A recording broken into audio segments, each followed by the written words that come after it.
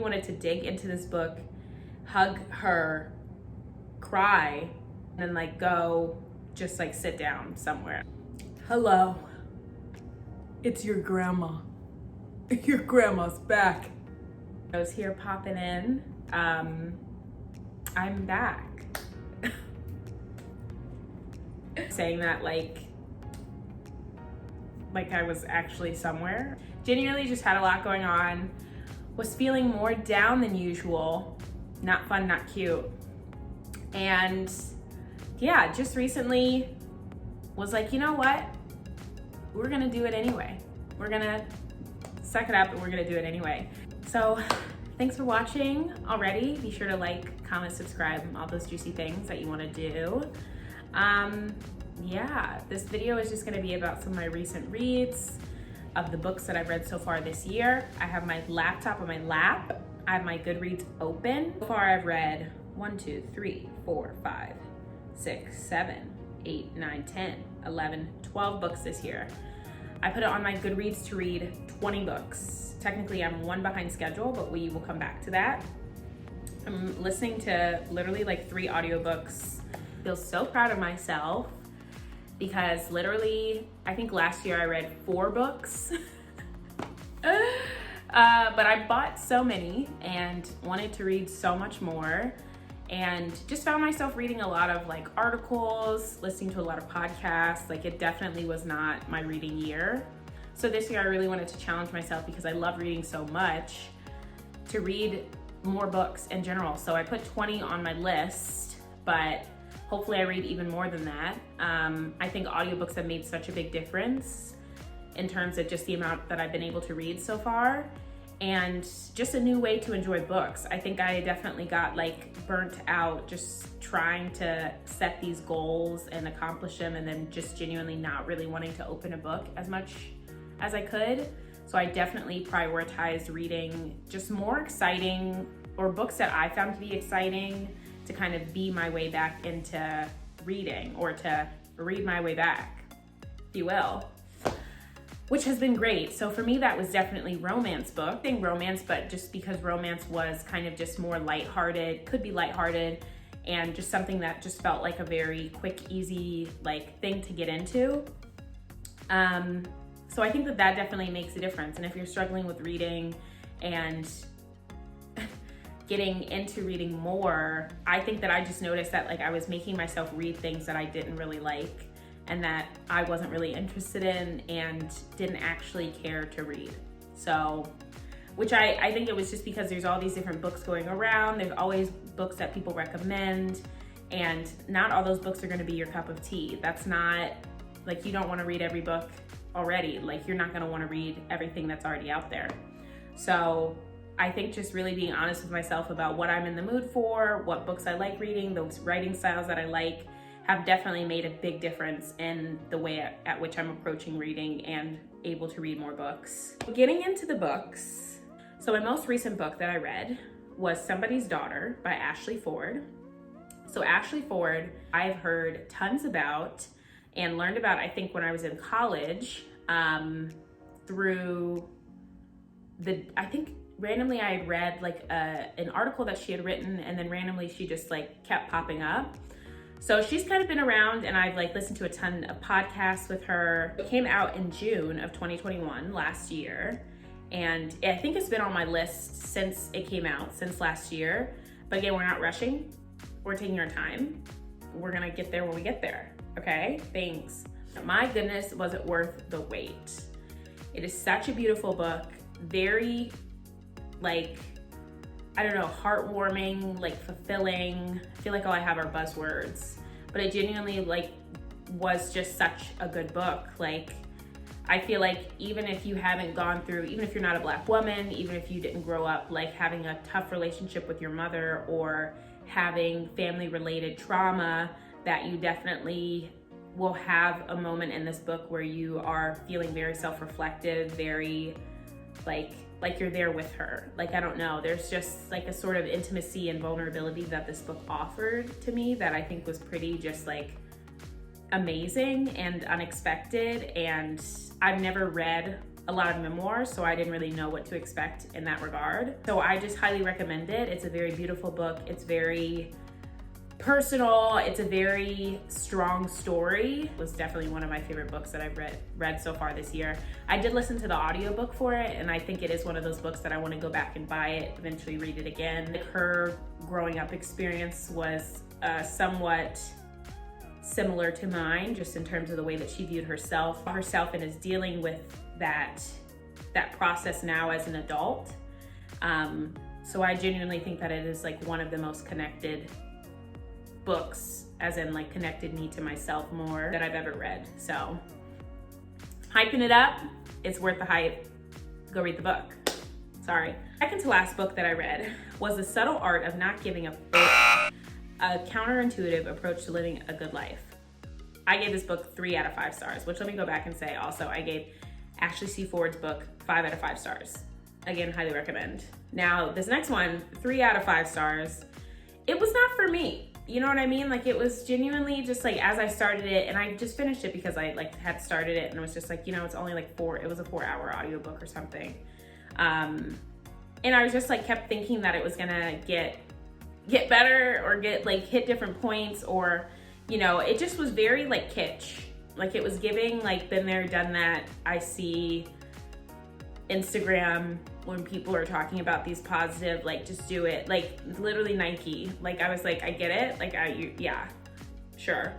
But I did like his approach to like telling kind of like a personal stories, personal aspects, and like pulling from these different examples and like kind of like interweaving history into different aspects of it. I feel like it definitely had cool themes. They could have been explored maybe a little differently. Yes, a lot of people love the book, but I was not one of them. What are you gonna do? What are you gonna do about it? Nothing. So, the next book was Hunger, a memoir of my body by Roxane Gay. I don't know what possessed me. Now, this book, we rated this one 5 out of 5 stars. My God, this woman. One of the most, if not the most, vulnerable book that I've read about body image, eating disorders, just a very personal memoir. Wow, I've actually read 2 memoirs this year. I'm just not realizing. We're a memoir girl. Gut-wrenching. Like, I literally wanted to dig into this book, hug her, cry, and then like go just like sit down somewhere. Like, I just read like in a sauna, like just to sweat out all of my anxieties and fears. Such a beautiful book. Highly recommend it. It's very like deep-rooted, very informative about trauma, and genuinely just a great, beautiful telling of Roxane Gay and herself. So this book came out in 2017, and I mean, Roxane Gay, I know she's been writing for a long time, but I feel like really 2017, I don't know if this was her first book, but I've heard about this book for a really long time. So I highly recommend it. It's a lot of heavy topics, but it is genuinely such a beautiful telling of those heavy topics. So highly recommend. Prior to this, I read We Should All Be Feminists by Chimamanda Ngozi Adichie, which I apologize if that's not the proper way of saying her name. I should know how to say it. I gave this book also 5 out of 5 stars. It was written in 2012. It's been around for a minute. I heard about it in college, and that's also when I started reading Americana, which is another book that I finished this year. Tons of great things about her, not only from the Beyonce Flawless clip of her, you know, talking about, which I believe it's an excerpt from this book, but she's like, we teach girls to shrink themselves, to make themselves smaller. Such a good book. Very short. I think it was like 40 pages. And I don't know if it's 40 pages. It might have been 40 minutes, but it also is not a long book. So, highly recommend. Next book that I read was also pretty short. It's called A Fortune for Your Disaster by Hanif Abdurraqib, which he is based here in Ohio. Beautiful writer. So good. He's literally so good. This was the first book that I read and finished by him. I had started some other books, but I had not finished them, but they are being currently read. Such beautiful, like, short stories. I think it's technically poetry. Sorry, I was looking up to see if it's what it was categorized under. But it's categorized under poetry, so it's a book of like, kind of like poem essays. But it's just beautifully written. He's a very eclectic person, as in, and I think that that reflects in his writing as well. He has a lot of interest, a lot of knowledge, very like educational. Every time I read one of his books, I feel like I'm learning so much, but I'm also getting a glimpse into his psyche. And not only is that, I think, a great way to write, but I think it really impacts me, especially, or I definitely feel impacted by the writing, and it definitely is a very easy way to feel connected. And he talks about a lot of topics, and he has a lot of interests that I feel like I share as well. And being a Black person, it's not often that you see all of these sides of yourself being represented in a lot of great lights, and in lights that you feel like you can relate to and connect with. So I think that he does a great job at that, and that I really just appreciate his writing and his writing style and his honesty and his vulnerability. And overall, just really great, beautiful poetry and words. Back to Chimamanda, I finally finished Americana. It's been on my list since 2016. I think it came out in 2013, so I was already a little bit behind. And then I started it in 2019, and I didn't finish it. Sorry, my ankle itches. Ugh. I started this book in 2019, and I did not finish it until 2022. Sometimes these things happen, you know what I'm saying? Like, sometimes that is fine. We finish it when we can finish it. Just so good. I feel like part of me didn't want to finish it because I genuinely didn't want for it to end. So beautiful, so heartbreaking, so, you know what I mean? Like, I really just can't like speak highly enough about it. It was beautifully written, it was enthralling, it was engulfing. Felt like I was learning so much about the Black immigrant experience. So it was just a very beautiful book. Highly recommend it. Go read it. 5 out of 5 stars, which both books that I talked to prior to this, also 5 out of 5 stars. We love. Next book I read, Between the World and Me by Ta-Nehisi Coates. 5 out of 5 stars. So beautiful. It's a letter that he is writing to his son. He's a Black man. He's talking about current events, talking about what it's like to be Black in America, talking about how to prepare and share, and it's sharing stories with his son of his experience, as well as just the trauma that can exist in this country,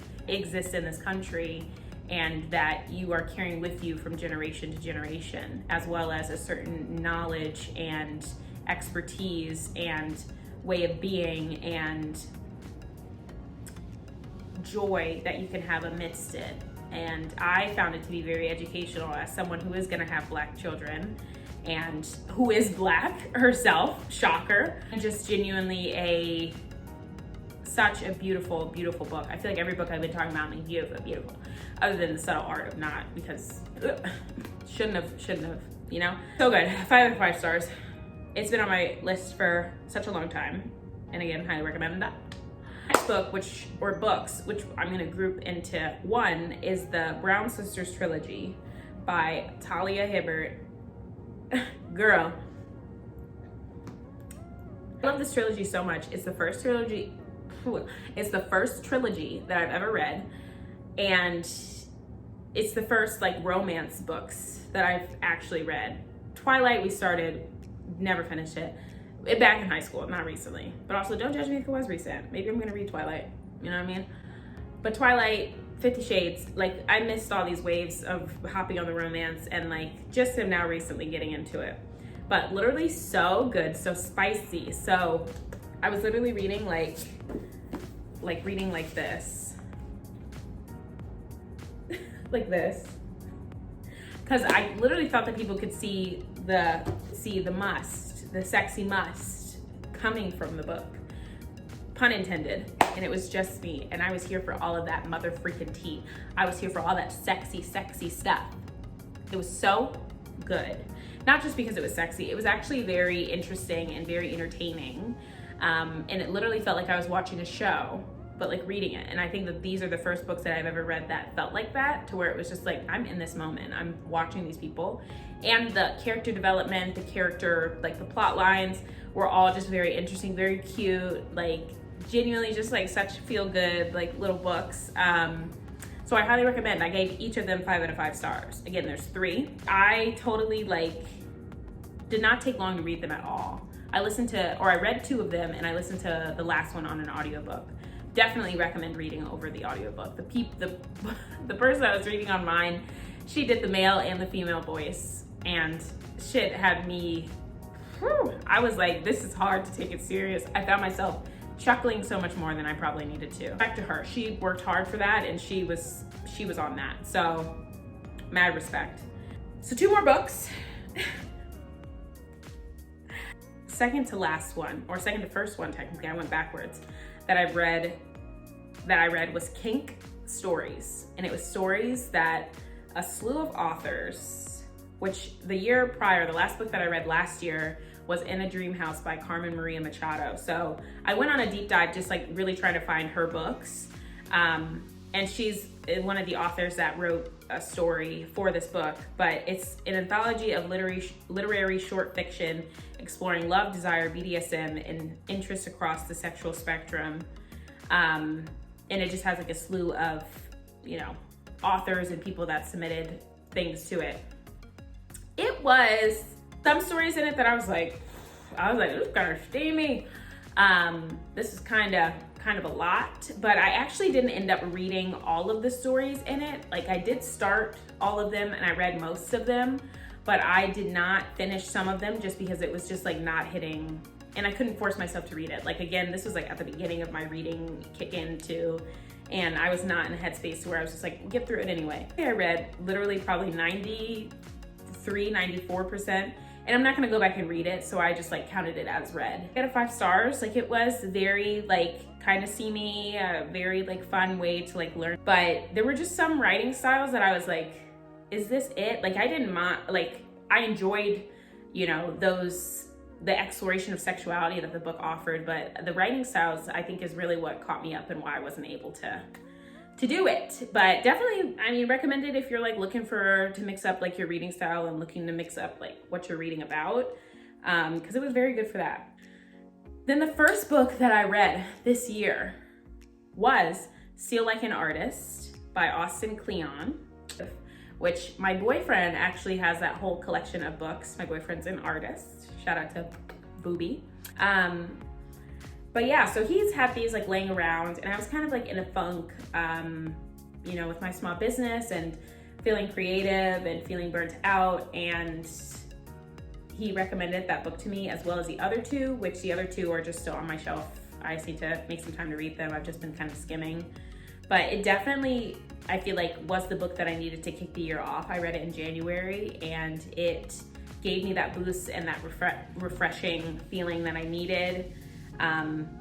So I just really enjoyed it, and I gave it 5 out of 5 stars, and it made a lot of great points. And I feel like it did a lot of things that I wish The Subtle Art of Not Giving a Fuck did, in terms of focusing and addressing like topics related to, and being inspirational and really pulling, from these parts that we can all get so caught up on or so worried about, but at the end of the day aren't our main goals and what we should be focusing on. And I just highly recommend it to people that are in creative fields, people that are looking for new creative ventures, looking to be more creative, because it kind of showed the overlap that creativity offers and the many ways that one can go about it without having to overthink and pressure yourself into all these things, which as a designer, which I am, it is hard not to. Even though it's a very formulaic process, it's hard not to have all these high expectations and all these different things that one could have. So yeah, well, thank you so much for watching my recent reads and the books that I've read so far this year. A little bit of the best and worst. I didn't exactly rank them, but I think you can assume which ones have been the best and which one the subtle art of being the worst. It might be. I am having so much fun. Reading is bringing me so much joy. Looking like a grandma. Love to know any books that you recommend for me to add onto this list to keep it going. And I'm so excited to be back in the tubes of you. Be sure to like, comment, subscribe. Feel free to leave me a comment down below or hit me up with any questions, comments, concerns. And I'll see you again really soon. Bye.